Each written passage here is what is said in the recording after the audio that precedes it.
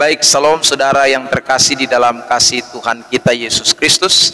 Senang sekali malam hari ini kita bisa kembali jumpa di dalam siaran atau program kita Sorga di dalam Berita. Dan hari ini kita sudah masuk pada bagian yang ketiga dari program ini, saudara, dengan pembahasan seputaran Alkitab yang tentunya memberikan kita pelajaran-pelajaran, memberikan kita, saudara, hal-hal yang indah, menarik untuk kita bisa sama-sama nikmati, belajar untuk hidup semakin lebih sungguh-sungguh di dalam Tuhan. Nah, saudara yang diberkati Tuhan, saya mengajak kita semua yang bergabung untuk dapat men-share atau membagikan konten atau akun fanspage ini, siaran langsung pada malam hari ini, sehingga dapat menjadi berkat buat semua saudara yang ada dimanapun yang sedang mengikuti siaran live streaming pada malam hari ini. Saudara yang diberkati Tuhan Yesus Kristus, sebelum kita akan berdoa, saya juga akan terlebih dahulu membagikan ya, supaya dapat menjadi berkat buat orang lain yang juga sedang menyaksikan siaran langsung pada malam hari ini.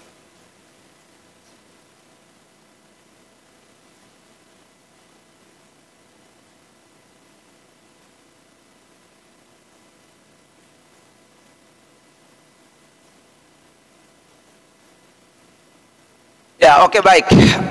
Mari kita siapkan hati, kita berdoa. Bapa di sorga, kami bersyukur buat kesempatan terbaik yang Tuhan berikan kepada kami malam hari ini. Kami boleh kembali ada dalam program Sorga di dalam Berita, dan biarlah berita-berita sorgawi Tuhan nyatakan buat kami, karena kami percaya bahwa Alkitab adalah berita sorgawi.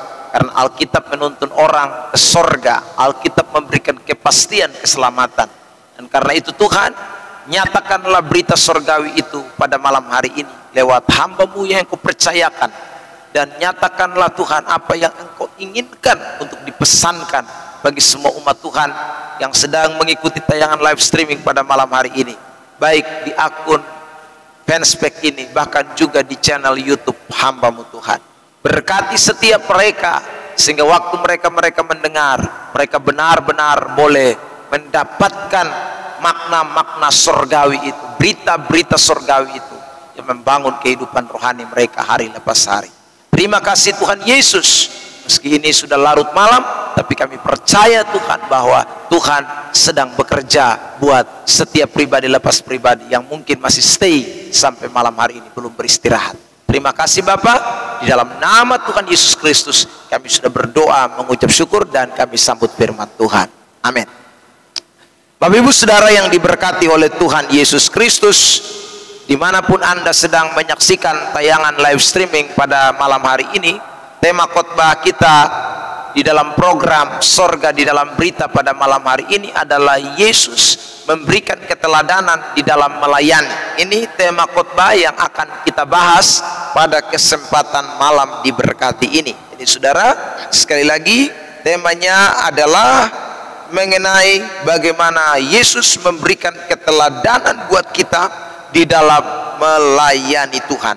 Ayat yang akan menjadi sorotan kita pada malam hari ini yaitu terambil dari Injil Markus pasal yang ketiga, ayat yang pertama sampai dengan ayat yang ke-6.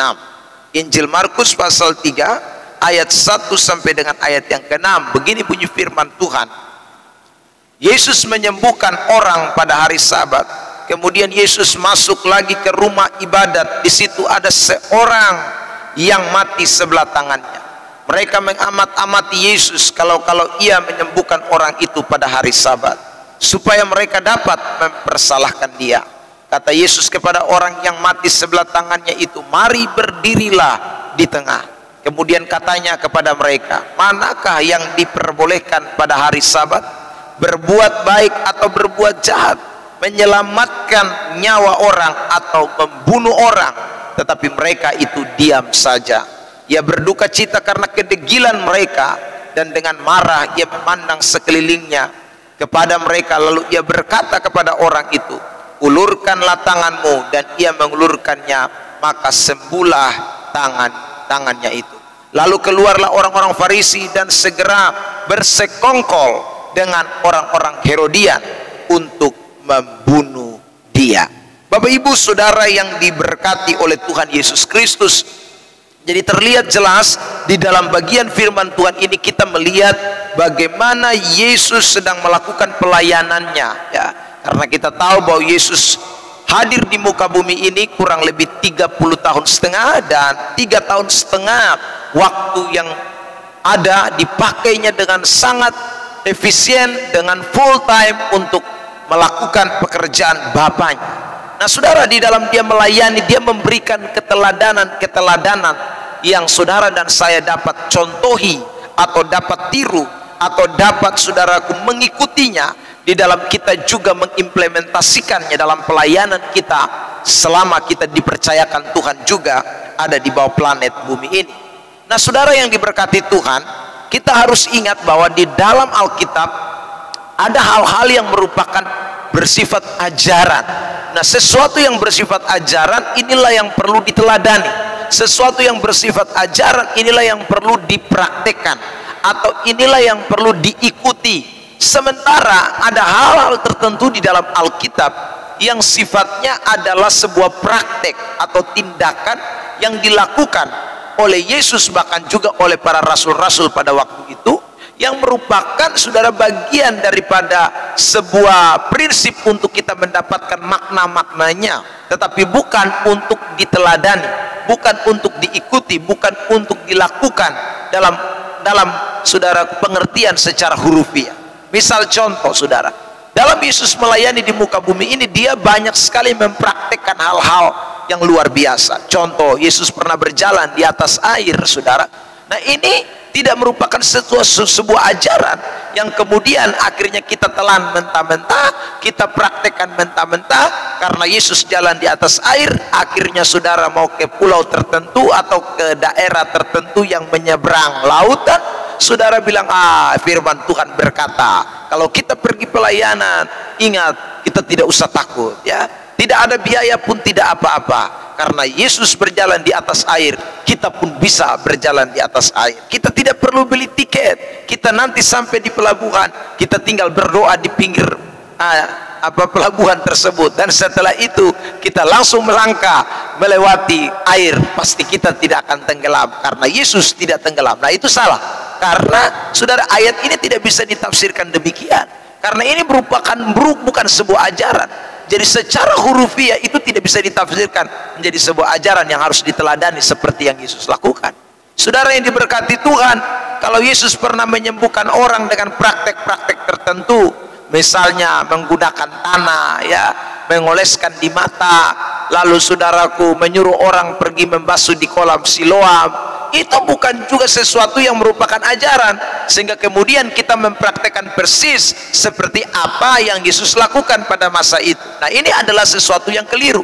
Jadi keteladanan yang saya maksudkan di dalam melayani Tuhan ini adalah sesuatu yang berprinsip pada ajaran. Yang namanya ajaran itu berlaku terus menerus, berlaku turun temurun, tidak hanya pada kondisional tertentu saja. Seperti yang tadi saya katakan, kalau sesuatu yang bersifat praktikal atau praktis atau praktek, itu hanya berlaku pada sebuah kondisi tertentu. Yesus tidak mengajarkan selalu tentang saudaraku bahwa harus berjalan di atas air, ya. Yesus tidak pernah menekankan ajaran soal berjalan di atas air. Saudaraku, selama dia melayani 3,5 tahun, dia tidak pernah mengajarkan juga bahwa kalau orang sakit, murid-murid, ayo kamu ikuti cara saya, ya, pergi oles matanya dengan tanah, dengan ludah, lalu kemudian pergi suruh dia membasuh di kolam Siloam. Tidak ada itu saudara, ya. Jadi praktek-praktek seperti ini tidak boleh dijadikan sebuah ajaran yang kemudian diteladani. Ini harus dimengerti secara makna rohaninya. Ada makna rohaninya tentunya saudara. Jadi karena kita percaya bahwa semua ajaran di dalam Alkitab, maksud saya ada semua bagian daripada firman Tuhan itu memberikan ajaran-ajaran khusus, bukan hanya secara hurufiah, tetapi ada makna-makna yang kita bisa dapatinya dan kita mengimplementasikannya dalam kehidupan kita. Nah, karena itu saudara, Rasul Paulus pernah memberikan sebuah penegasan penting tentang bagaimana orang Kristen itu mengikuti keteladanan Yesus dalam bentuk ajaran, ya. Saya ulangi, dalam bentuk ajaran, dan itu yang Petrus dan para rasul-rasul ajarkan, saudara, di dalam Alkitab. Saya memberikan cuma satu contoh. Misalnya di dalam 1 Korintus pasal 11 ayat yang pertama, di sana dikatakan jelas begini, saudara, jadilah pengikutku. Ini Paulus mengatakan kepada anak rohaninya pada waktu itu, sama seperti aku juga menjadi pengikut Kristus. Jadi Paulus mempunyai patron yang jelas bahwa orang-orang atau siapapun yang mau menjadi percaya kepada Yesus boleh ikuti dia, keteladanan dia, karena dia meneladani Kristus. Tentu dalam hal ini adalah bicara soal ajaran, dalam hal ini bicara soal kebenaran, prinsip-prinsip Alkitab, bukan bicara soal praktikalnya. Jadi ini hal-hal penting yang kita tidak boleh lupakan. Jadi saya ulang lagi, hal-hal yang bersifat praktik itu tidak boleh kita langsung menerjemahkannya secara hurufiah lalu kemudian menirunya atau mengimplementasikannya secara langsung di dalam hidup kita. Nah, khusus pada kesempatan ini kita membahas tentang tema ini, keteladanan Tuhan Yesus, yang saya soroti dari Markus pasal 3. Nah, saudara, dalam kitab Markus pasal yang ketiga ini kita bukan hanya sekedar melihat sebuah praktik, tetapi kita melihat adanya ajaran-ajaran yang terlihat jelas di balik praktek ini, ya, dalam melayani. Jadi ada ajaran-ajaran yang tersirat di dalam tindakan-tindakan Tuhan Yesus waktu dia melayani. Nah, prinsip ini yang saya mau bagikan buat kita di dalam kesempatan yang luar biasa pada malam hari ini. Ini menjadi ciri atau menjadi patokan keteladanan kita di dalam kita melayani Tuhan. Apa sajakah itu? Mari kita mulai bahas satu persatu. Saya mulai angkat di ayat yang pertama, saudara. Perhatikan Markus pasal 3 ayat yang pertama. Di sana dikatakan begini. Kemudian Yesus masuk lagi ke rumah ibadat. Di situ ada seorang yang mati sebelah tangannya. Perhatikan kalimat itu. Di situ ada seorang yang mati sebelah tangannya. Perhatikan, saudara, tentu waktu Yesus masuk dalam rumah ibadat itu ada banyak orang, ya. Ada banyak orang, tetapi mata Yesus tertuju kepada seorang yang mati sebelah tangan. Dan saudara, hal-hal seperti ini memang seringkali terjadi ketika Yesus berkunjung ke satu tempat atau berada di sinagog-sinagog atau rumah ibadat orang Yahudi. Kita sudah pernah membahas bagaimana Yesus ketika ada di Kapernaum, lalu dia masuk ke dalam rumah kebaktian dan matanya tertuju kepada seorang perempuan yang bungkuk, dan kemudian dia mengusir roh jahat yang ada di dalam perempuan itu, saudara yang berkata. Matanya tertuju kepada perempuan yang kerasukan roh jahat itu. Kali ini mata Yesus juga tertuju kepada seorang yang, saudaraku, mati sebelah tangan. Saudara yang diberkati Tuhan, prinsip apa yang kita bisa temukan dalam bagian ini, saudara, dan bagian-bagian lain yang seperti tadi saya soroti?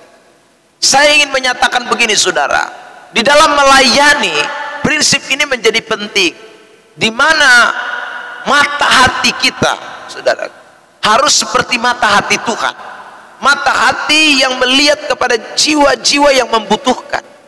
Orang-orang yang dikatakan seperti tadi, kerasukan setan, perempuan yang kerasukan setan, seperti, saudaraku, dikatakan di dalam bagian firman Tuhan ini, lengannya mati. Pada suatu saat Yesus juga memanggil Sakeus yang naik ke pohon itu. Itu orang-orang yang sekali lagi membutuhkan Tuhan benar-benar, orang-orang yang jiwanya sedang terhilang, orang-orang yang butuh diselamatkan, orang-orang yang mewakili orang-orang berdosa, saudara yang diberkati Tuhan. Seperti juga Yesus ketika memanggil Lewi pemungut cukai itu hal-hal yang serupa. Yesus duduk di tengah-tengah meja penukar uang, lalu kemudian makan bersama-sama dengan orang berdosa. Ini menunjukkan kepada kita bahwa hati Yesus adalah hati yang tertuju kepada jiwa-jiwa, hati yang rindu, saudara, kepada jiwa-jiwa yang terhilang itu diselamatkan oleh Tuhan. Saudara yang diberkati Tuhan Yesus Kristus, adakah kita pun memiliki hati seperti hati Tuhan? Ini adalah keteladanan yang kita harus miliki, saudara. Ini ajaran, ini prinsip Alkitab yang tidak bisa kita abaikan. Ada banyak orang Kristen yang hari-hari ini melayani dengan melihat ras, melihat latar belakang suku, melihat saudaraku berapa besar kekayaan orang-orang tertentu. Wah, ini saudaraku tidak memiliki keteladanannya Tuhan Yesus. Tuhan Yesus tidak pernah melayani model seperti ini, saudara. Dia hanya punya hati, punya mata yang melihat kepada jiwa-jiwa yang terhilang. Dia terlalu terfokus kepada mereka yang membutuhkan uluran tangannya. Dia terfokus kepada mereka yang benar-benar, saudaraku, ada di dalam sesuatu yang terikat, yang perlu dilepaskan, dibelenggu dan perlu dilepaskan. Itulah Tuhan kita. Dan hati seperti ini yang kita harus miliki. Jadi kalau saudara melayani hanya cari bos-bos, ya, cari orang-orang kaya, cari orang-orang yang berduit, ya, cari orang-orang yang punya usaha bagus, pejabat-pejabat Anda hargai, Anda hormati, Anda junjung tinggi untuk sebuah kesuksesan, sebuah pelayanan, maka Anda bertentangan dengan apa yang ajaran firman Tuhan katakan. Ini ajaran loh. Sebentar saya akan tunjukkan ayat-ayat yang menyatakan bahwa memang kita harus mengasihi jiwa-jiwa. Saudara yang diberkati Tuhan, mengasihi domba-domba yang terhilang, mengasihi jiwa-jiwa yang membutuhkan. Ini mata kita. Jadi mata kita tidak boleh lihat orang-orang tertentu, ya saudara. Mata kita tidak boleh mengklasifikasikan status orang, lalu kemudian kita mengabaikan mereka yang sebenarnya membutuhkan uluran tangan Tuhan. Mereka yang papa, hina, dina, mereka yang terpapar dengan kemiskinan, dengan sakit penyakit, dengan berbagai macam dosa, belenggu. Kita justru mengabaikan itu, lalu mata kita hanya tertuju kepada mereka-mereka yang sebenarnya dalam tanda kutip mereka diberkati, ya. Kita lihat mereka punya kedudukan, punya jabatan, punya duit, lalu kita enak-enak, suka-suka dengan mereka. Sementara orang-orang yang sebenarnya membutuhkan Tuhan, kita tidak layani. Saudara yang diberkati, coba kita lihat ini ayat Matius pasal 25. Ini ajaran, ini prinsip, saudara.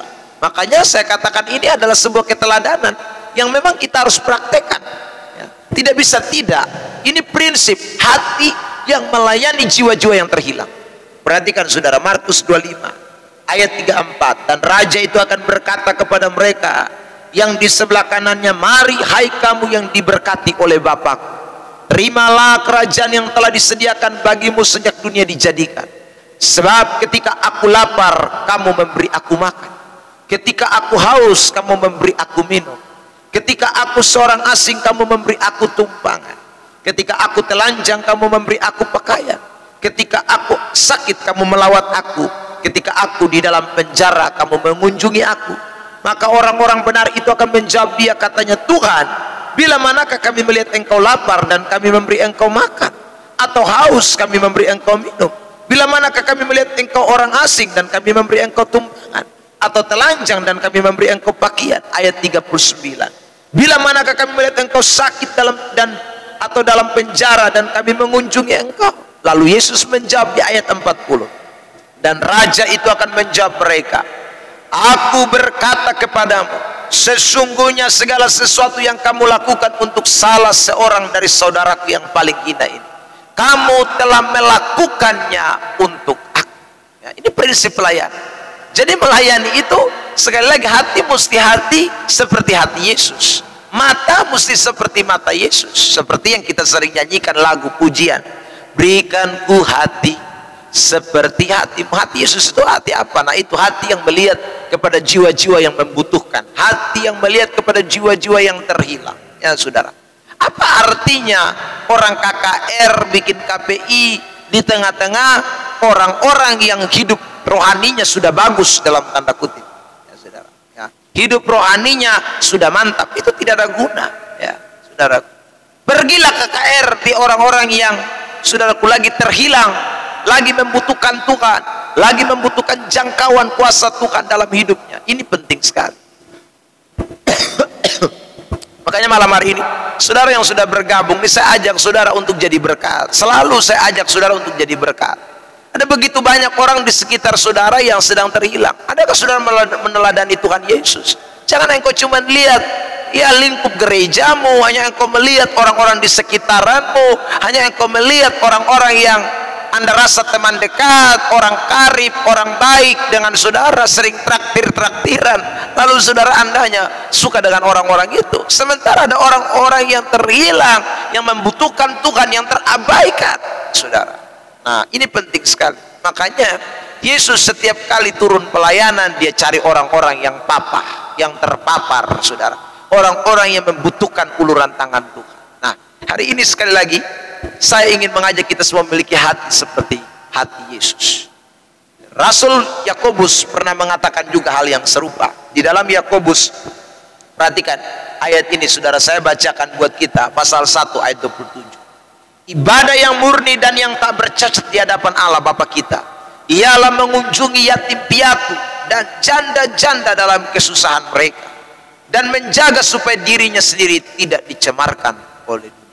Ibadah yang sejati, kalau saudara mengunjungi yatim piatu, dikatakan. Nah, ini bukan berarti kita tidak usah gereja, kita tidak usah beribadah, kita tidak usah pergi kebaktian, bukan, saudara. Tetapi maksudnya adalah kehidupan kekristenan yang benar itu adalah bukan hanya saat waktu kita di dalam rumah kebaktian, tapi kehidupan kekristenan yang benar itu adalah ketika hati kita menjangkau, hati kita juga melihat, hati kita juga rindu orang-orang di luar sana yang digambarkan dalam ayat ini, yatim piatu, janda-janda, orang susah, ya, mereka juga harus terjangkau, mereka juga harus tersentuh dengan Injil, mereka juga harus, saudara, mendapatkan berita kebenaran. Lewat siapa? Lewat saudara dan saya. Nah, ini keteladanan yang Yesus berikan buat kita sebagai pelayan-pelayan Tuhan. Yang kedua, Bapak Ibu Saudara yang diberkati, apa keteladanan yang Tuhan beri? Mari saja kita untuk baca dalam Markus pasal yang ketiga, ayat yang kedua hingga ayat yang keempat. Mereka mengamat-amati Yesus. Mereka ini adalah orang-orang Farisi, ahli-ahli Taurat. Kalau ia menyembuhkan orang itu pada hari Sabat, supaya mereka, ahli-ahli Taurat, orang-orang Farisi itu, dapat mempersalahkan dia. Saudara lihat ayat 3. Kata Yesus kepada orang yang mati sebelah tangannya itu, mari berdirilah di tengah. Ayat 4. Kemudian katanya kepada mereka, manakah yang diperbolehkan pada hari Sabat, berbuat baik atau berbuat jahat, ya, menyelamatkan nyawa orang atau membunuh orang? Tetapi mereka itu diam saja. Saudara perhatikan di dalam ayat 2, di situ dikatakan supaya mereka dapat mempersalahkan dia. Kalimat ini menunjukkan bahwa Yesus tidak melakukan sesuatu yang salah, tetapi ada orang-orang yang berusaha mencari kesalahan dari Tuhan Yesus. Dan ini bukan barang baru, ini bukan sesuatu yang baru. Dalam seluruh pelayanan Tuhan Yesus, hampir Yesus mengalami kritikan-kritikan yang seperti ini. Hampir setiap kali Yesus bertemu dengan orang-orang Farisi, ahli-ahli Taurat, orang-orang Saduki, yang memang kerjaannya suka mencari kesalahan Yesus, saudara. Nah, di dalam pelayanan kita harus siap menghadapi situasi kondisi seperti ini. Makanya bagian yang kedua, orang yang meneladani Kristus adalah orang-orang yang siap menghadapi persoalan di mana dia akan dikritisi, dipersalahkan. Ini harus siap. Kita harus siap. Jadi kita jangan berpikir bahwa waktu kita melayani Tuhan, ya semua orang welcome dengan kita, semua orang sambut baik kita, semua orang menyanjung kita, semua orang berpihak kepada kita, semua orang berkata bahwa kita benar, saudara. Jangan pernah berpikir demikian, ya. Justru kita harus berpikir bahwa di tengah-tengah pelayanan kita akan berjumpa dengan, saudara, orang-orang yang memberikan kritikan-kritikan yang tidak membangun, bahkan berusaha mencari kesalahan-kesalahan yang sebenarnya saudara tidak lakukan. Saudara lakukan kebenaran, saudara melayani dengan baik, saudara melakukan sesuatu dengan luar biasa, tapi justru ada orang-orang tertentu yang punya roh ahli Taurat, punya roh orang Farisi, yang punya roh orang Saduki, yang tidak pernah senang dengan apa yang engkau lakukan buat pekerjaan Tuhan. Dan itu memang ciri setan, saudara, bekerja, ya. Nah, karena itu pada malam hari ini, saudara, jangan jadi orang Kristen yang anti dipersalahkan. Jangan jadi orang Kristen yang anti dikritisi, ya, saudara. Sebab kalau saudara menjadi orang Kristen yang anti, berarti saudara tidak akan menjadi orang Kristen yang meneladani Yesus. Yesus tidak pernah anti, ya. Ketika dia dikritisi, ketika dia dipersalahkan, ketika dia dianggap bahwa melakukan sesuatu tidak benar, dia tidak, saudaraku, menghindar. dia kemudian tidak lari, kemudian dia mundur, kemudian dia kecewa, atau kemudian dia tidak mau lagi melanjutkan pelayanan. Itu tidak ada. Kesiapan Yesus di dalam menghadapi kritikan-kritikan ahli Taurat itu terlihat jelas di dalam ayat yang kita baca saat ini. Nah, karena itu ini saya ingin dorong kita semua untuk juga memiliki kesiapan seperti ini. Petrus pernah memberikan pernyataan di dalam 1 Petrus 3 ayat yang ke-15. Perhatikan. Tetapi kuduskanlah Kristus di dalam hatimu sebagai Tuhan, dan siap sedialah pada segala waktu. Siap sedia, kita memang harus siap sebagai pelayan-pelayan Tuhan untuk memberi pertanggungjawab kepada tiap-tiap orang yang meminta pertanggungjawaban dari kamu tentang pengharapan yang ada padamu, tetapi haruslah dengan lemah lembut dan hormat. Jadi saudara, Tuhan berkata jelas dalam bagian yang tadi kita baca, Markus, dia menghadapi itu ahli-ahli Taurat, orang-orang Farisi. Sekarang kita temukan juga buat rasul-rasul. Petrus mengatakan kita harus siap dalam segala waktu untuk bisa mempertanggungjawabkan. Kita harus siap untuk menghadapi orang-orang yang model-modelnya seperti ahli Taurat dan orang-orang Farisi. Kita tidak boleh justru mengalah. Kita justru boleh, ya sudahlah, saya salah, itu salah, saudara. Justru kita harus menghadapinya. Nah, cara kita menghadapinya, kita bisa lihat di dalam tindakan Tuhan Yesus. Dia menyatakan kebenaran. Dia bertindak di atas kebenaran. Jadi dia tidak menyerah di dalam kesalahannya. Justru itu salah. Ya. Ada banyak orang yang ketika dia buat benar, lalu orang persalahkan dia, dia bilang, ya memang saya salah. Tidak boleh, saudara. Kalau memang kita berdiri di atas kebenaran, maka kita harus menyatakan kebenaran, bukan lalu mempersalahkan diri. Memang mungkin waktu kita mempersalahkan diri, kelihatannya saudara kita rendah hati, kelihatannya kita, saudaraku, ya ikut baiknya. Tetapi sebenarnya pada sudut kebenaran firman Allah, kita sedang menyembunyikan fakta kebenaran. Karena kita bertindak di atas kebenaran, lalu kita dipersalahkan. Maka seharusnya kita menegakkan kebenaran, bukan kita justru tunduk ya, kepada kebenaran itu, lalu membenarkan yang salah. Nah, saudara yang diberkati, perhatikan ini, Markus 3 ayat 3 dan ayat 4. Saya bacakan. Kata Yesus kepada orang yang mati sebelah tangannya itu, mari berdirilah di tengah. Jadi waktu ahli-ahli Taurat, orang-orang Farisi mulai ada timbul pikiran mau mempersalahkan Tuhan Yesus, Tuhan Yesus panggil itu si orang yang mati sebelah tangan. Lalu dia bertanya kepada mereka, mana yang diperbolehkan pada hari Sabat? Berbuat baik, berbuat jahat, atau menyelamatkan nyawa orang, atau bunuh orang?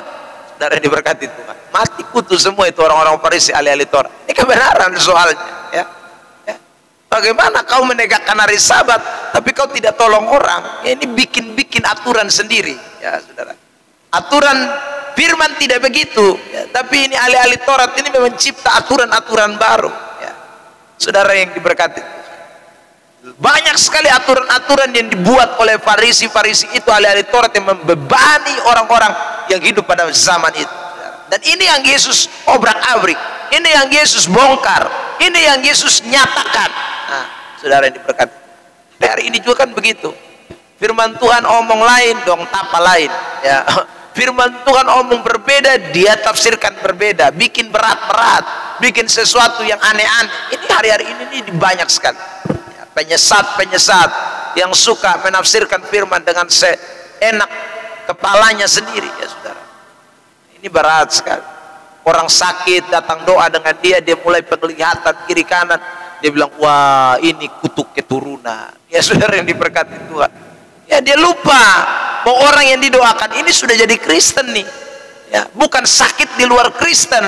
Kalau sakit di luar Kristen, Anda boleh mungkin mengklaim, menjustis dengan pernyataan seperti yang tadi Anda katakan ya, oh ini karena kutuk, ini karena dosa turun temurun dan lain sebagainya, karena memang dia belum percaya kepada Kristus. Nah, kalau dia sudah hidup di dalam Tuhan, sudah percaya Yesus sekian tahun, lahir Kristen, majelis gereja, melayani Tuhan, lalu sakit kok Anda kait-kaitkan dengan kutuk, dosa turun temurun? Itu sesuatu yang memberatkan orang, sehingga orang ini pulang bukan sembuh tapi tambah pikiran. Saudara, kok hidup dalam Tuhan kok tidak merdeka? Padahal Alkitab berkata dengan jelas, di dalam Kristus ada kemerdekaan ya.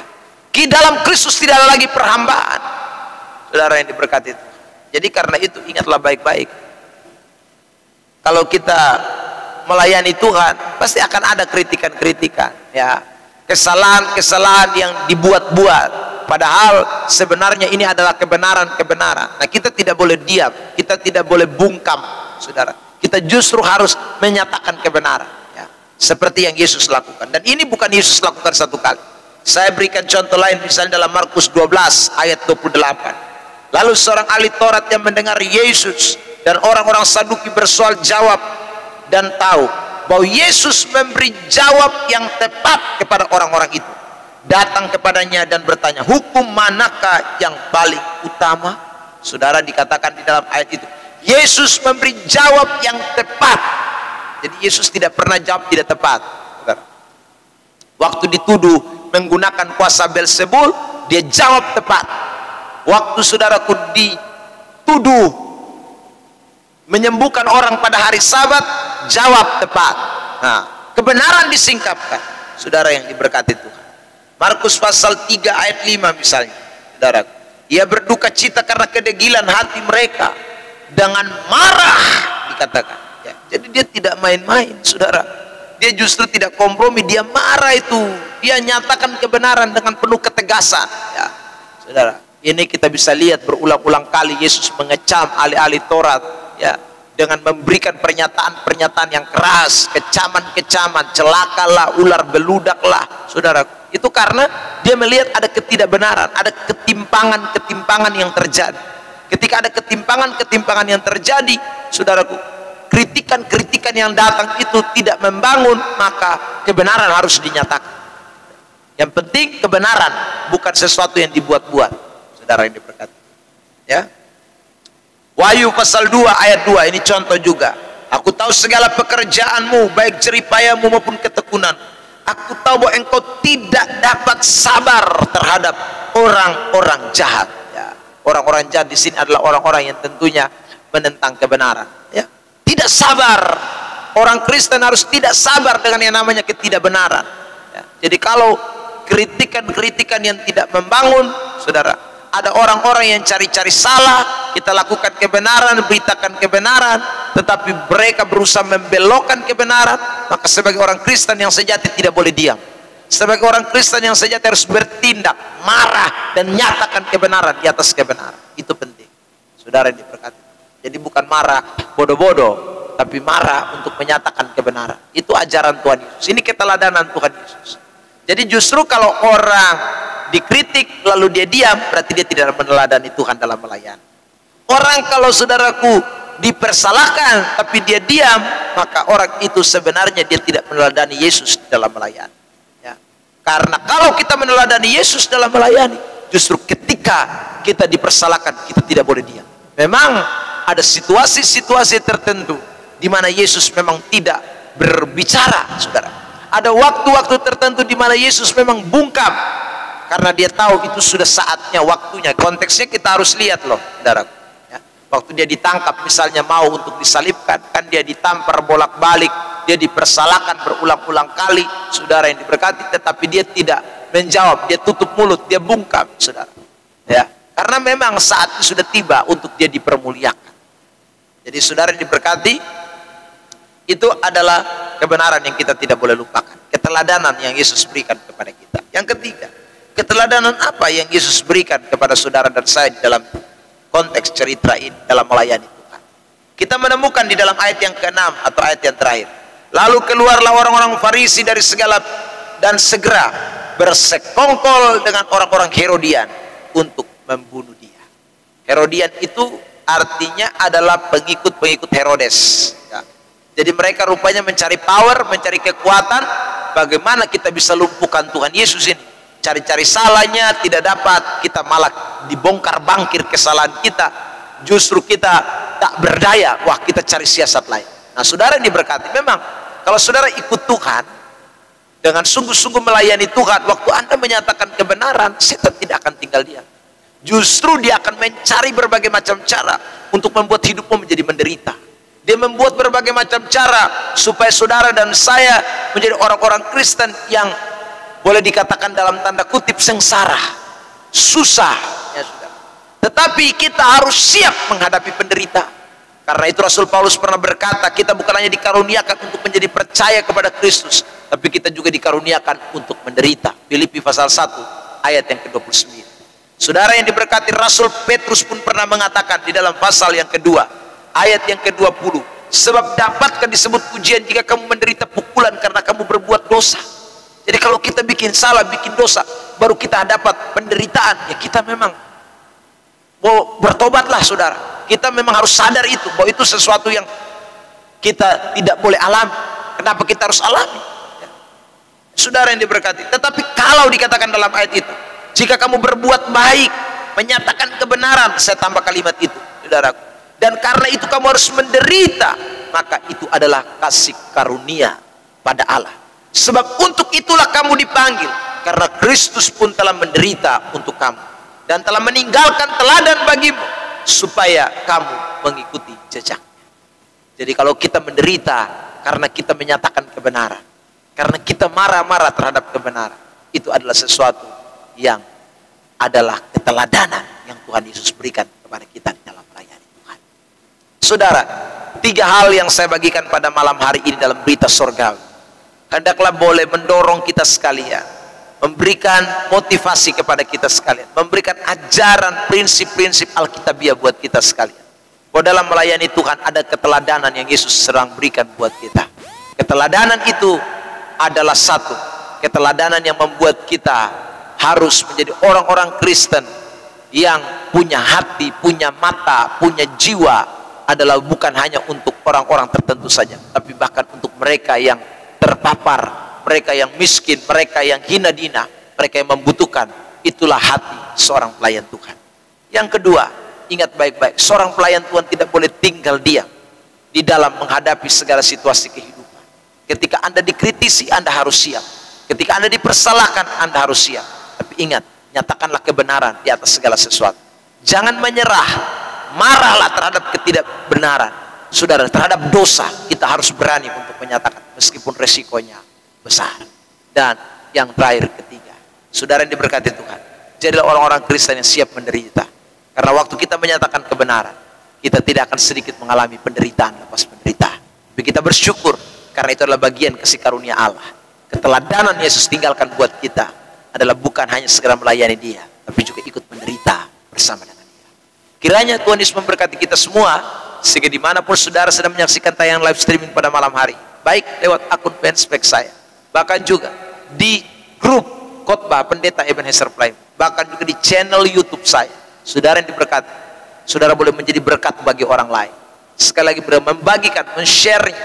Yang ikut di YouTube, saudara boleh subscribe dan tekan tombol lonceng, bagikan, sehingga saudara kebenaran-kebenaran itu dapat menjangkau banyak orang.